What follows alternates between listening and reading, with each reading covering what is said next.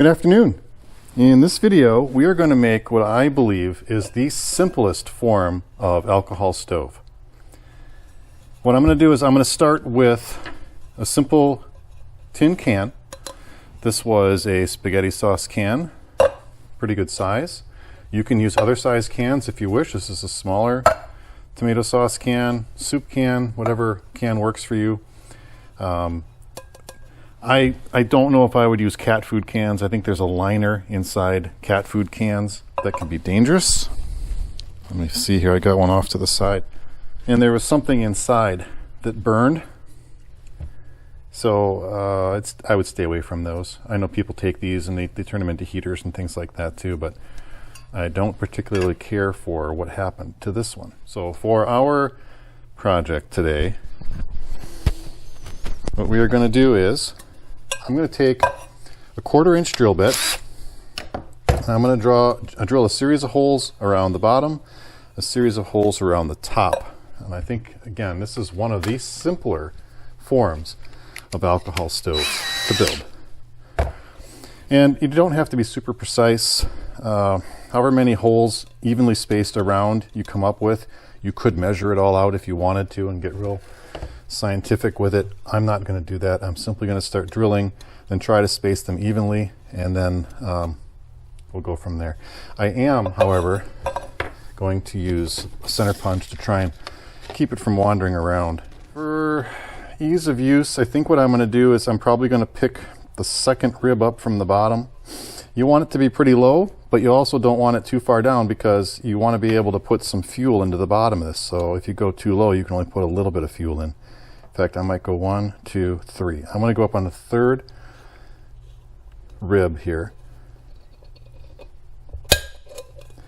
And I'm going to try to space them out evenly. Just guessing, it's a 1/4-inch drill bit. We'll do something like that.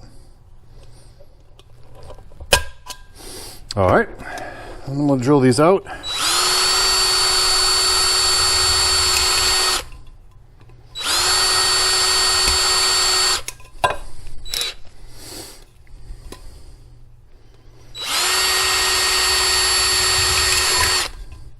You are working with metal, so be careful.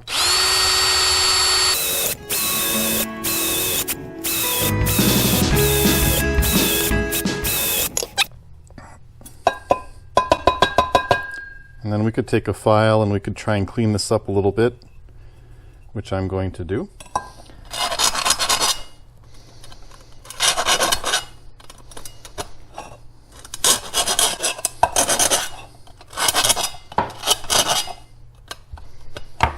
There's one I didn't even drill.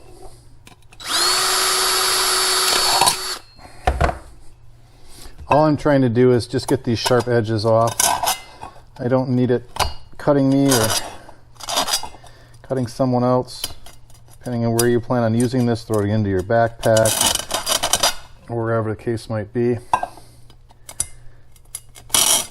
You want it to be safe to handle.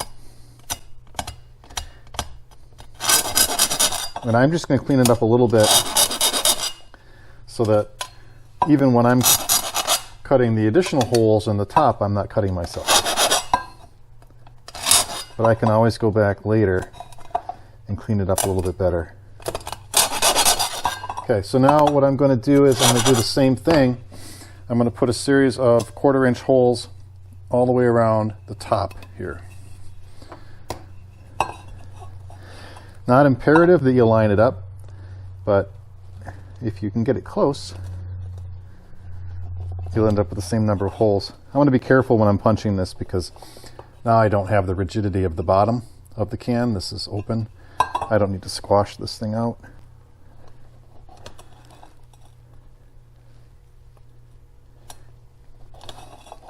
And you don't have to have the same number of holes. So if I mess up, that's okay too.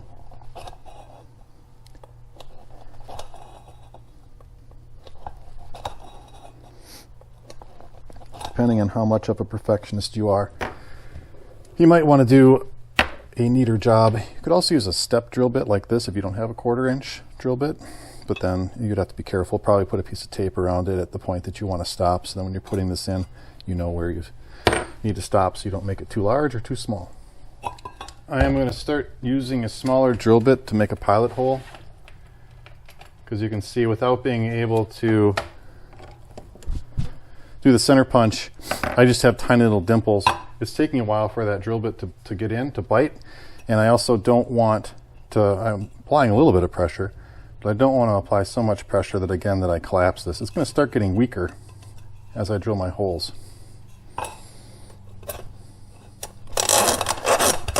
So we've come this far. Let's not crush the can, right?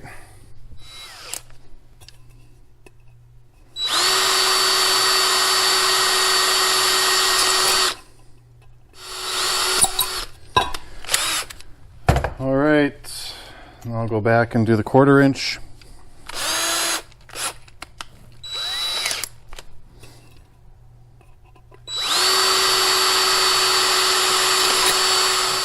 That'll do it for the holes.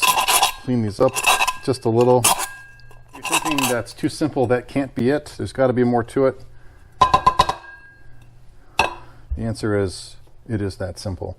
What we're going to do now is we're going to take our fuel. You can use whatever you prefer. You can use denatured alcohol. You could use heat. You could use isopropyl alcohol. 91 is probably better. Some people use 70. But the higher the better. If you got 99, 91. Pour your fuel, I'm going to use denatured alcohol, into the stove.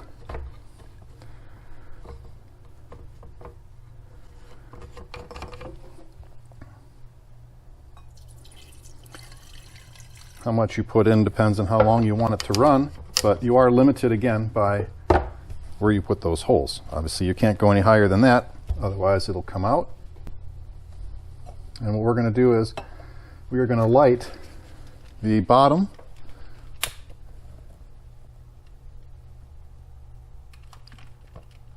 and it has lit. Let me turn this off and see if you can see that. Okay, so it is now burning the alcohol in the bottom, and what we're going to do is we are going to let that go for just a minute, and it's going to create a vapor, and then we are going to ignite that vapor at the top holes.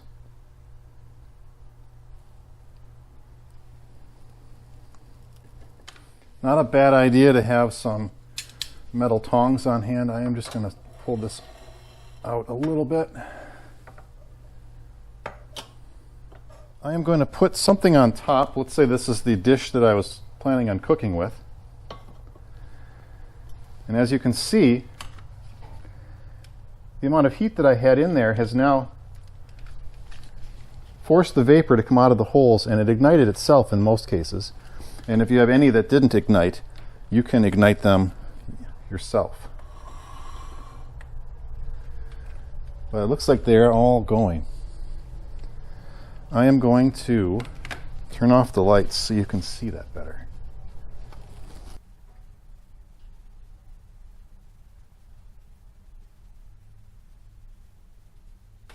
So there you have it.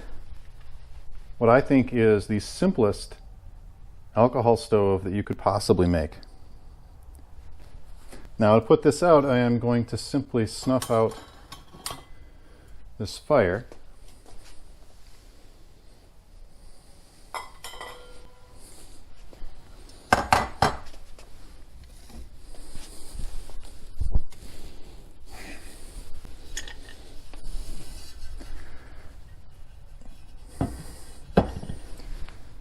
Just so happens I have a clay pot on hand. I was making clay pot heaters in another video, so if you're interested in learning how to make one of those, check out my other videos. Now the beauty of this stove is any of that unburnt fuel that I want to save, I can now pour that out into another container. I can pour it back into the container if I wanted to, or pour it into something else, and I can reclaim that fuel. You can't do that with some of the other types of stoves that are out there. If there's a wick or a penny can stove, for example, those would be really hard to get that fuel back out. Thank you for watching, and good luck building your own alcohol stove.